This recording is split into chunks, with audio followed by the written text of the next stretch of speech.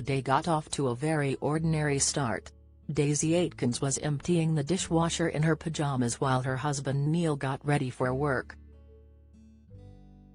Then her waters broke, 8 weeks before her due date. Daisy and Neil dashed to their car and rang the hospital where she was due to give birth, knowing she needed urgent care. But to their horror, the hospital wouldn't admit her.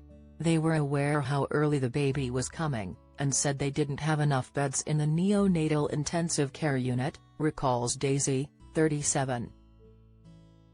So we called the nearest hospital, which luckily was Chelsea and Westminster. I remember sobbing on the phone to the poor woman on the other end. She said, "Don't worry, just come in and we'll look after you." She was wonderful. Daisy has written for the hit comedy My Family, appeared in episodes of EastEnders and Casualty, and wrote and directed British rom-com You, Me, and Him, starring David Tennant. But she says her road to motherhood was filled with enough dramatic twists and turns to fill a TV script. At 21, she was diagnosed with polycystic ovary syndrome, which can make it harder for a woman to conceive, and 7 years later doctors discovered she also had an irregular-shaped uterus. In Daisy's case, her bicornuate uterus was so severe that her womb was effectively split in half, making it harder for her to carry a child. She suffered 3 devastating miscarriages and was warned she would probably experience complications during her latest pregnancy. When you do have a successful pregnancy, the baby has less room to grow. I was aware of the risks and that my baby might come early, but there wasn't much I could do about it. Thankfully, I had an amazing team of midwives and consultants at the Chelsea and Westminster who took a great deal of care monitoring the pregnancy. On their suggestion, I started progesterone suppositories. I think they really helped to keep my baby in for as long as possible. As a result, Daisy made it 32 weeks through pregnancy before her waters broke. Arriving at hospital, she was rushed into the operating theater for an emergency cesarean. At that moment, the only thing that mattered was whether Ada was going to be okay, says Daisy.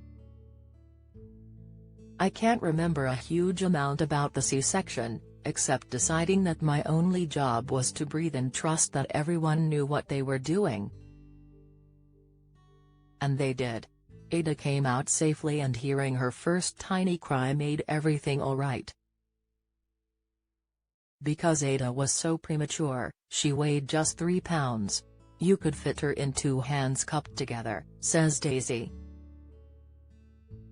Ada started life in an incubator, on oxygen, being fed through a tube and spent 4 weeks in neonatal intensive care as she built up the strength to breathe and feed for herself.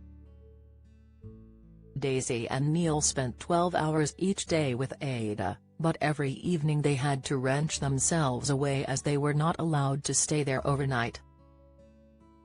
It's an emotional roller coaster, says Daisy. Every day you're gripped with fear over the doctor's rounds, how your baby got through the night, how much milk they've managed to keep down. At the same time, you are surrounded by other babies and parents, all suffering, all anxious. You sort of come together. I remember breaking down in tears one morning. I was in physical pain from the C-section and was questioning if I was mentally strong enough to get through this. A wonderful mother took me aside and gave me this pep talk. Her baby had been born when she was 24 weeks pregnant and she had already been there for 3 months. She told me I had to be strong for my baby. She told me to cry my last tear right there and then put on makeup every day and get through it, for Ada. She had kindness, empathy and strength to pick up this grumbling woman and help her through it. There were so many moments like this, The camaraderie and the joy when someone got to take their baby home gave us all hope.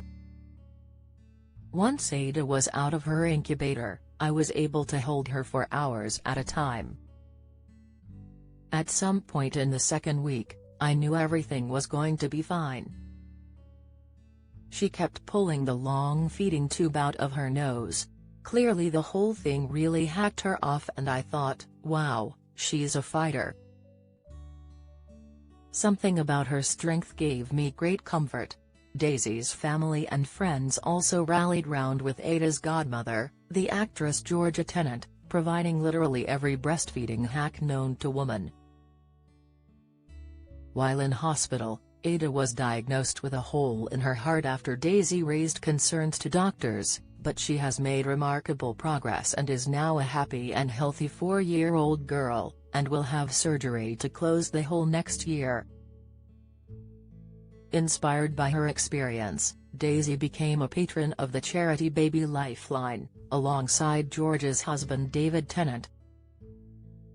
The charity was founded by Pride of Britain winner Judy Ledger to support frontline NHS staff and prevent injuries and deaths around childbirth. Daisy has also nominated the team at the Chelsea and Westminster for one of the charity's maternity unit Marvel, MUM, awards. The awards recognise outstanding care provided by midwives, doctors and paramedics across the UK, with the winners to be announced during a ceremony at the Royal College of Obstetricians and Gynecologists this coming Thursday and invited to a reception at 10 Downing Street.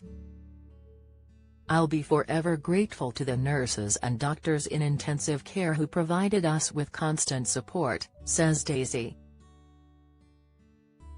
They were never too busy or too tired to answer my questions or nightly calls at 2 a.m. to check on how Ada was doing.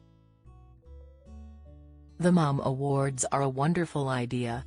It's a gift to have another opportunity to thank these incredibly kind and talented professionals for doing one of the most important jobs, bringing new life safely into this world. I know a career in the NHS can be difficult. I have friends who are nurses and doctors.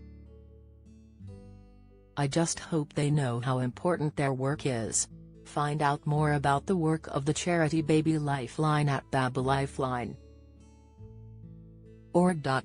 The facts: every day in the UK, 13 babies are stillborn or die within 28 days of being born. The neonatal mortality rate has declined over the past 40 years. However, it remains higher in the UK than in many comparable European countries, including Germany, Spain, and Ireland.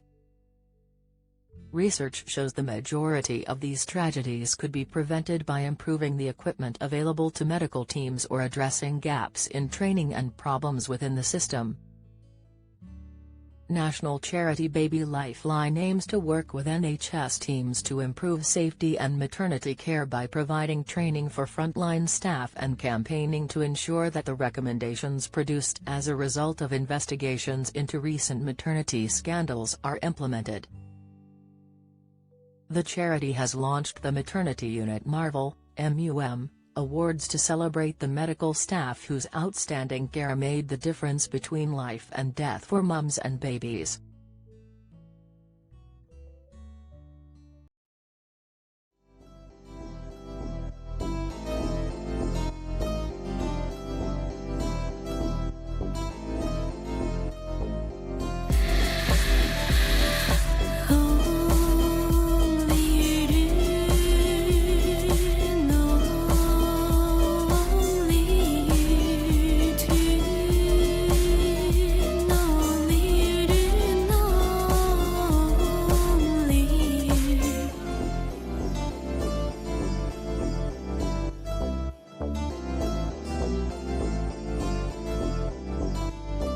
To